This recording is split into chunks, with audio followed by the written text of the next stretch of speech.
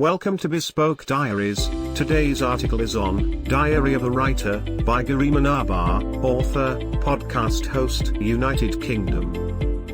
Almost the whole world was under lockdown. The pandemic had spread everywhere, many people were dying and the scientists racing to see who would discover the cure to the disease. To many people, it was torture. Living at home with their family, no job, no income.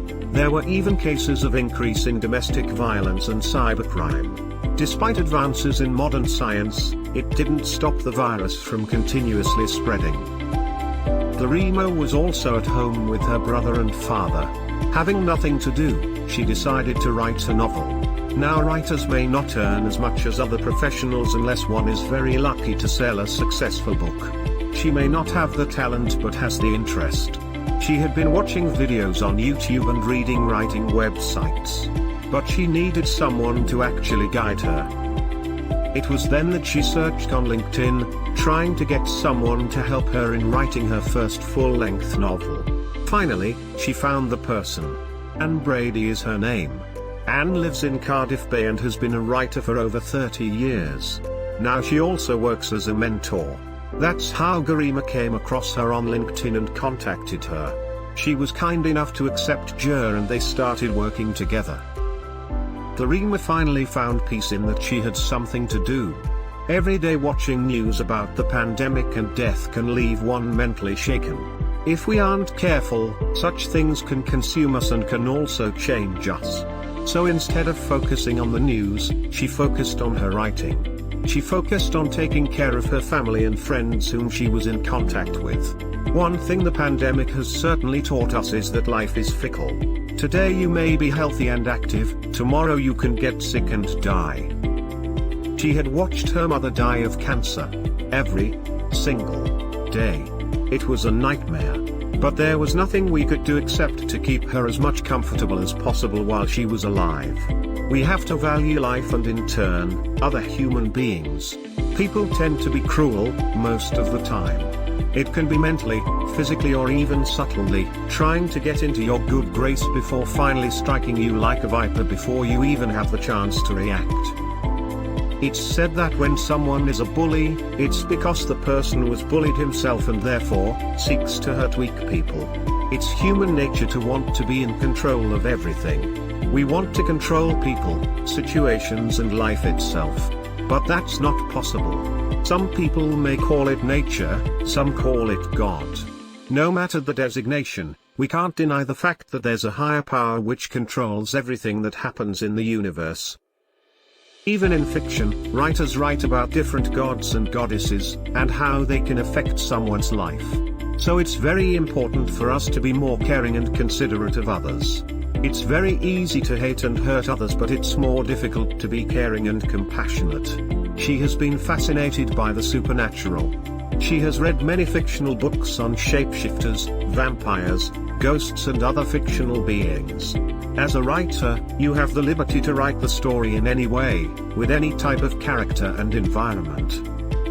When Garima started working with Anne, the first thing she did was present to her a list of different types of characters from which Garima would choose who to write on.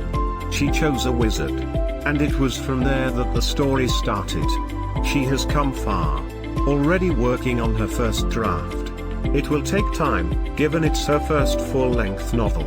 She wouldn't want to mess it up if she is serious about being a writer. But when she looks at the world, how things have changed so much, it makes her sad. We have to learn to be strong together. Be honest, be kind and helpful to others. Otherwise we will only end up making enemies of one another. That's not going to help anyone in the future. As she watches the news or go on social media, she sees that most people are only interested in criticizing one another and making a big deal out of nothing. This is just their tactics of getting more views, likes and comments.